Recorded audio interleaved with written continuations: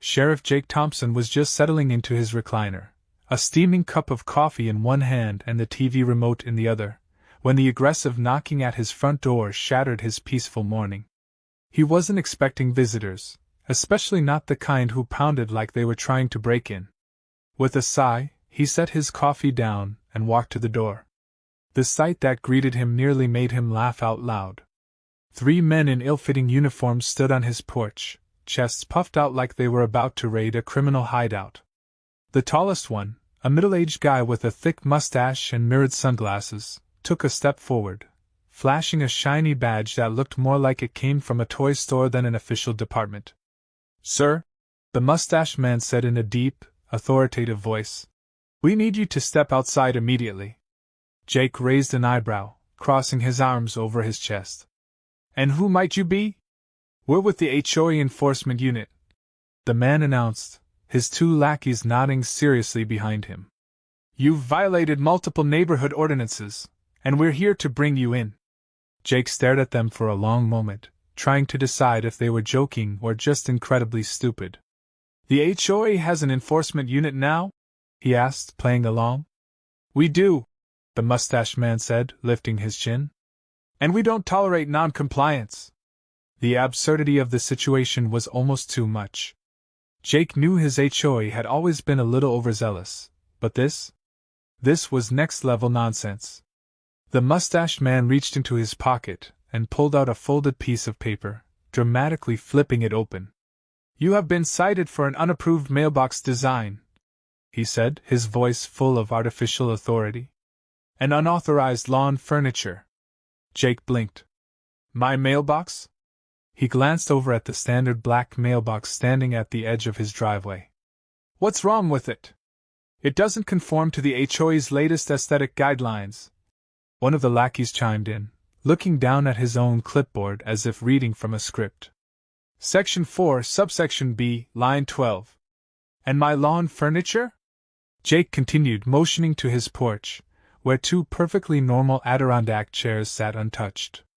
"It's, The mustached man hesitated, glancing at his clipboard, then back up at Jake. "It's unapproved." Jake fought the urge to smirk. "So, let me get this straight. You're trying to arrest me for a mailbox and patio chairs? This isn't a joke," the mustached man snapped, stepping forward. "Non-compliance with HOA ordinances is a serious matter. You're coming with us." Jake folded his arms. "And where exactly are you planning to take me?" The man squared his shoulders. "To our holding facility." At that, Jake couldn't hold back his laughter. "You mean to tell me the HOA has a jail?" The mustached man's face turned red. "It's not a jail, it's a compliance center." Jake took a slow breath, rubbing his jaw. "I see." He pretended to think it over. "Well, gentlemen, I hate to break it to you, but I'm a little busy today, so I'll have to decline your invitation." The mustached man's patience snapped. "That's it," he barked. "Turn around and put your hands behind your back." Jake didn't move. "Or what?" One of the lackeys stepped up, pulling out a cheap pair of handcuffs that looked like they'd break if you sneezed too hard. "Do it now, sir, or we'll be forced to take action." Jake sighed, shaking his head. "All right." He turned slightly, reaching down to his hip, not for a weapon, but for the small radio clipped to his belt. With a quick press of the button, he sent out a silent distress signal to his deputies, all without breaking eye contact with the so-called officers. The mustached man grinned, clearly thinking he'd won. "That's right," he said smugly. "You're learning your place." Jake held back another chuckle. "Oh, I know my place." As soon as the lackey stepped forward to slap the flimsy cuffs on him, Jake moved. In a single, swift motion, he grabbed the man's wrist, twisted it behind his back, and spun him toward the nearest car. The man yelped as his face smacked against the hood. The mustached man staggered back. "Hey! What the hell do you think you're doing?" Jake glanced at him, still holding the struggling man in place. "Performing a citizen's arrest." The second lackey reached for something on his belt, probably a fake citation book or another laminated sheet of nonsense, but he froze as the sound of approaching sirens filled the air. Within seconds, real police vehicles skidded to a stop, lights flashing. The HOA officers looked like deer caught in headlights. Jake leaned in close to the man he had pinned. "Now, let's talk about who's really under arrest." The flashing red and blue lights bounced off the houses as two squad cars came to a stop in Jake's driveway. The mustached man and his two lackeys looked like they had just been caught breaking into a bank. Their self-assured posturing vanished the moment Deputy Carter stepped out of his vehicle, one hand resting on his duty belt. Carter took in the scene, Jake, still holding one of the fake cops pinned against the hood of a car, and the other two standing frozen in place. He raised an eyebrow. "Boss, you mind telling me why you're wrestling with a guy wearing what looks like a Halloween police costume?" Jake finally let the squirming man go, stepping back and brushing his hands off. "These three gentlemen were in the middle of conducting an unlawful arrest. Figured I'd save them the trouble of doing it the hard way." Carter let out a low whistle, turning to the trio. "All right, let's see some IDs." The mustached man tried to regain his composure, straightening his cheap polyester uniform. "There's been a misunderstanding. We are authorized HOA enforcement officers, and we were carrying out our duties." Carter stared at him for a moment, then slowly reached out and plucked the man's shiny badge from his chest. He turned it over in his hands, examining the poorly engraved letters that read, "HOA Compliance Officer." He looked back up at Jake. "This is a joke, right?" Jake smirked. "I wish." The mustached man puffed up his chest again. "We have full legal authority to issue citations and enforce community standards." Carter remained unimpressed. "Yeah? And which department issued these fancy badges?" The man faltered. "The Homeowners Association Security Division." Carter snorted. "That's not a thing." The second lackey, still rubbing his wrist from Jake's takedown, jumped in. "It is. We were given jurisdiction over all properties in this neighborhood." Carter tilted his head. "Jurisdiction. Is that right?" He turned to Jake. "Boss, did you sign off on that?" Jake smiled. "Nope." Carter gave the mustached man a long look. "Well, then I guess you're just some guys running around playing dress-up." The mustached man's face darkened. "You don't understand. We were only enforcing compliance. We have every right to detain rule breakers." Jake stepped closer. "Detain? You were trying to arrest me over a mailbox." The mustached man hesitated, clearly realizing how ridiculous it sounded. "Well, technically." Jake's voice turned steel cold. "There's no technically about it. You tried to put cuffs on me. That's impersonating law enforcement. And depending on how you plan to detain me, we could be talking about unlawful restraint. Or worse." Carter folded his arms. "So let's start with some real names and real IDs." The three men hesitated before reluctantly handing over their wallets. Carter flipped through them, then gave Jake a look. "You're gonna love this. Not a single one of them is a registered security guard. They don't even have basic certifications." Jake sighed. "You telling me they're not even rent-a-cops?" Carter shook his head. "Nope. Just some guys in cheap uniforms playing sheriff." The mustached man shifted uncomfortably. "Look, we were just following orders." Jake narrowed his eyes. "Whose orders?" The man hesitated. "The HOA board." Jake crossed his arms. "Got any paperwork to prove that?" The second lackey quickly reached into his pocket and pulled out a crumpled document, handing it over. Carter took one look and scoffed. "This isn't a contract. It's a volunteer neighborhood watch form." Jake glanced over it, shaking his head. "So, let me get this straight. You three decided that meant you could run around pretending to be cops and extorting homeowners?" The mustached man's lips pressed into a thin line. "It wasn't extortion. It was community enforcement." Jake gave him a hard stare. "How much were you charging people for these violations?" The lackeys exchanged nervous glances, but no one spoke. Jake exhaled through his nose. "Deputy, let's check their vehicle." Carter nodded and walked over to the HOA-branded SUV parked by the curb. He pulled open the door, rifling through the contents. A moment later, he let out a low whistle. Well, well, well. We've got ticket books, fine notices, and would you look at that? A cash box. Jake turned to the mustached man. You running an HOA or a roadside scam? The man swallowed hard. We were just collecting fees. Jake shook his head.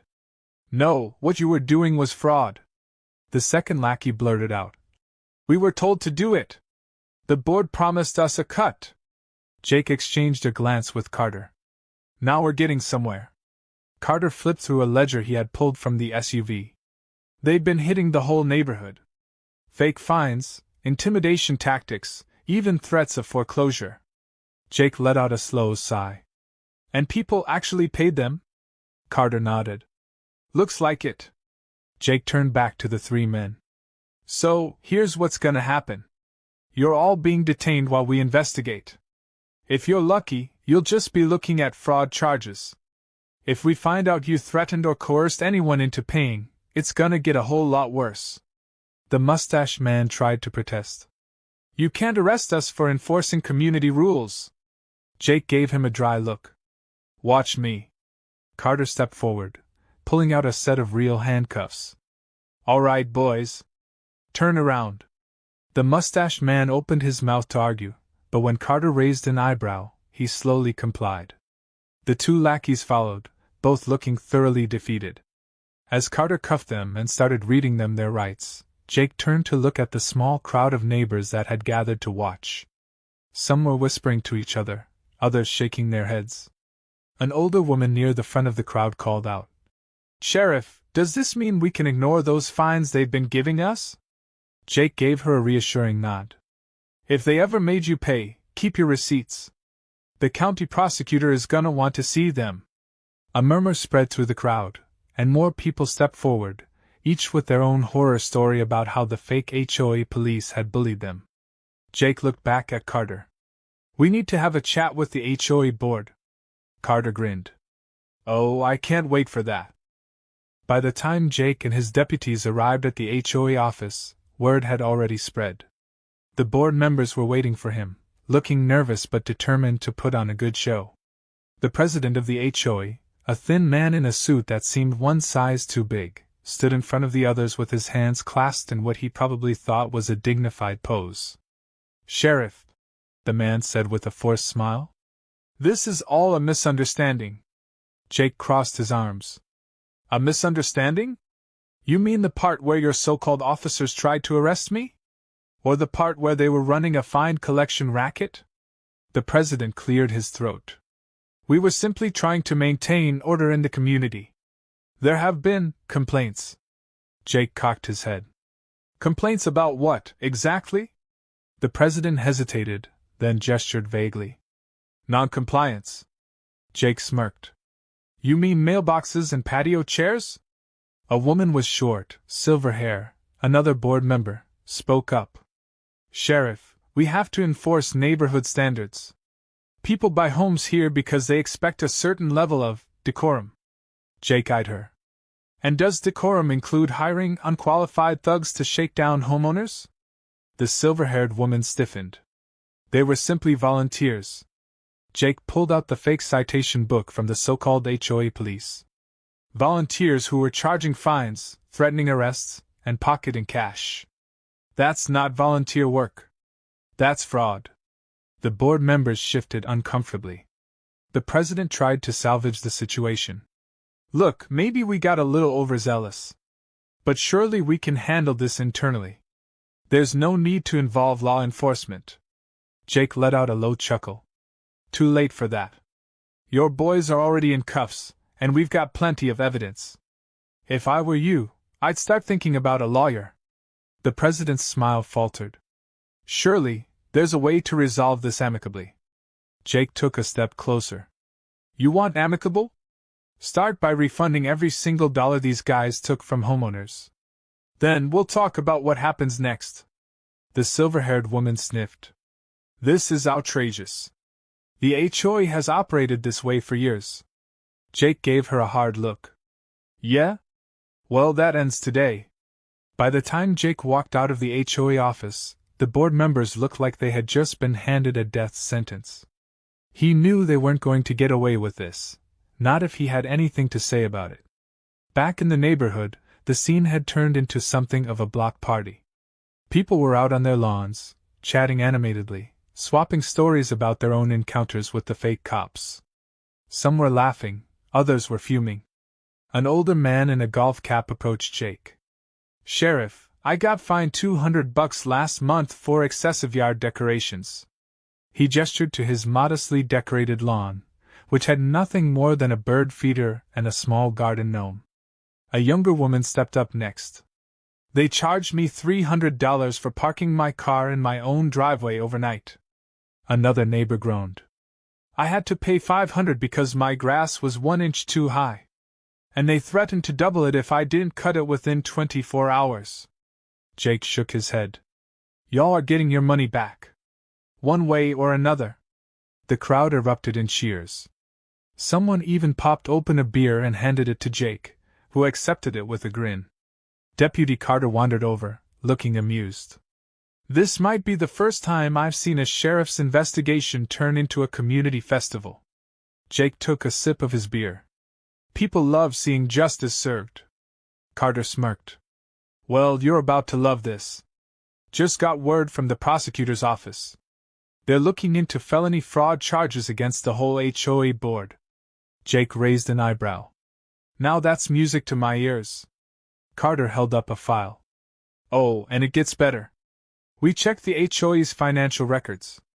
Guess who's been skimming money off the top?" Jake leaned in. "Don't tell me." Carter grinned. "Your buddy in the cheap suit. The HOA president's been pocketing thousands. And guess where a chunk of that money was going? Right into those fake cops' pockets." Jake let out a low whistle. Well, well. Looks like we're gonna be making another set of arrests." It didn't take long. Within hours, the HOA president and his accomplices were being hauled into squad cars, looking every bit as stunned as the fake cops had been. The neighborhood residents gathered to watch, some even clapping as the handcuffs clicked into place. As Jake leaned against his truck, watching the last of the arrests, the older man in the golf cap wandered back over. "Sheriff, you ever thought about running for mayor?" Jake laughed. "I think I'll stick to law enforcement." The man winked. "Well, if you change your mind, you got my vote." Jake just shook his head with a chuckle. "Let's just get this neighborhood back to normal first."